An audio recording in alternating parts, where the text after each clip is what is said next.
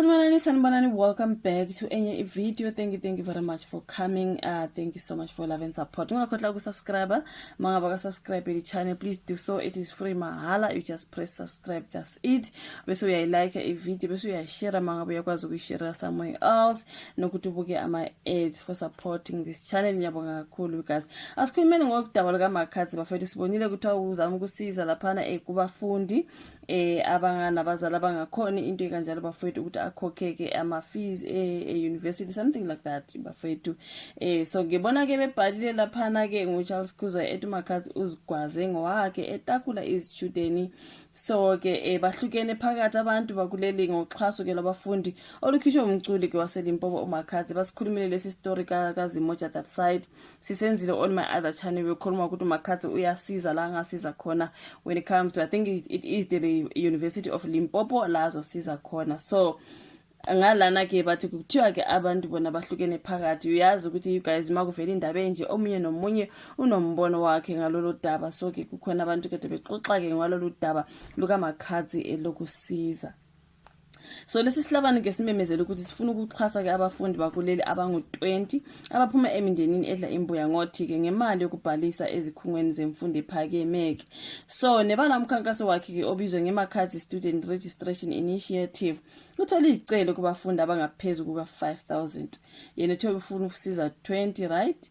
Wathola ke abantu abangu 5000. uMakhadzi uthe ke kumphathe kabuhlungu ukuthola ke izindimbane ke zingaka zezicelo ngoba lokhu kusho ukuthi baningi abantu abaswela. Abantu bayaswela bafethu, baningi abantu abaswelayo. Imagine ethi ngizosiza 20 ke kodwa bafethu kuqhamuke 5000. You know what I mean?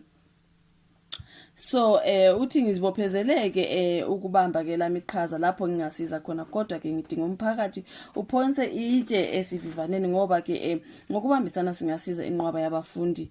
Nguyena uMakhadzi loyo. So naluhlu labafundi abaphumelele wase kuba namagama laphana angesivinda amaningi, right? I think yikho kwenza ukuthi abantu babe nembono ehlukile. uSingore naMorena ngizowabiza nje, ngifuna ukuthi understand ukuthi amagama amaningi mhlawumbe nezibongo bekungesivenda, maybe that's why abantu bese bekhuluma ke lezi ntate bezikhuluma ke. Kukhona Oneto Nonda, Dakero Univenerachi, Funzo, isivenda nje Nethengwe, Orifa, Impilo Enhle Nsibande, at least someone who's not Venda, University of Pretoria, Siyamthanda Dlamini, University of KwaZulu Natal, Chirerezo Rachorumeta, Unisa, khona base Unisa nyelethi. Guys, I'm just skipping ngoba angeke ngikwazi ukuthi ngiwafunde wonke lamagama. You know, kukhona ke University of kune Unisa, kune University of Pretoria ngiyibona, kune University of KwaZulu Natal, bese kuba nani ithi ngiboneke ama university ungabona University of Limpopo, Vaal University of Technology, bese kuba ke uSiboniso Elias Mavuso University of Limpopo, uMathapelo Motsepe UJ, Given Singo Nelson Mandela University. Yabona ama university ahlukile into ekanjalo ababaliwe bafethu. Manje ke abanye abantu bathi uMakhadzi ke ucwasa ngokobuzwe ekubeni abanye besishayela ihlombe lesisehla isihe salomculi. Like I said in the beginning, ukuthi ivelevele imbono yona yohlukana. Into engiyibonayo ukuthi izibongo eziningi namagama kungesivenda iyona into eyenza ukuthi abantu manje baqala ukukhuluma ukuthi oh usiza bangakubo. Angijamaza umuntu vele uyehleze ekhuluma bafethu, kodwa usizakele bafethu. Sibonile kuno University of what KZN ngale kukhulunywa ngeLimpopo, kukhulunywa ngeUJ. Yes, kune UJ, kune University of Limpopo, ikhona University of Cape Town. I think bebekhetha ngale nangale, right? Kodwa ke I think ngobuningi okwenza ukuthi abantu basole ngamagama nezibongo kwesivenda mhlambe. So now asifundeni ukuthi kuthiwa ke abantu ba10 ukhona otheko na besingeke isidingo sokuthi uMakhadzi amemezele kubo bonke abantu ekubeni ubeqonde amavenda. Ngomunye angisoze ngisho amagama abantu abacommentile, right? Ngizovela ngithi omunye uthe, then omunye wathi lolu chazo beluqondiswe kubafundi basenyuvesi ivenda kuphela. Kodwa ke kulaba abadwetshiwe lapha nabafethu is different universities, right?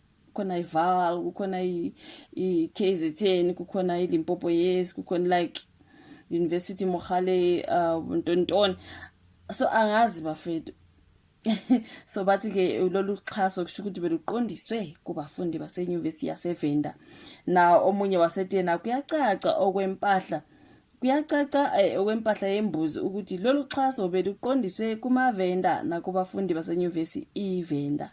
Na omunye wasethi yena bekufanele uMakhadzi acacise ukuthi kudingeka amaVenda kuphela. Bafethu hey kodwa abantu bayakhuluma. Yazini umuntu ethi uyasiza bafethu nize nezinkulumo.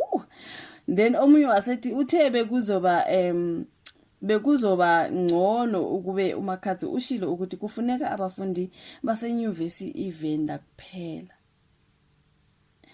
Hayi ize kunjalo kabantu abayinganxanye ke bengawona amanzi iningi elibushayele ihlombe ke ubumnene bukaMakhadzi noma ke abanye bebesola bafethu vele siyohleze yazi umuntu yena uyohleze ekhala bafethu ngazi ukuthi uyasiza umuntu nje uyohleze ebona something wrong in your helping. So angithi yeza ukuthi babheke lapha amagama nezibongo ne basebethi kahle kahle yena ugada amaVenda kuphela something like was she the one picking angazi bafethu ngiyabuza ukuthi uyena yini obekhetha ukuthi kuzoba ulo wakuphi inyuvesi yakuphi. I'm just checking because I do not know who was picking.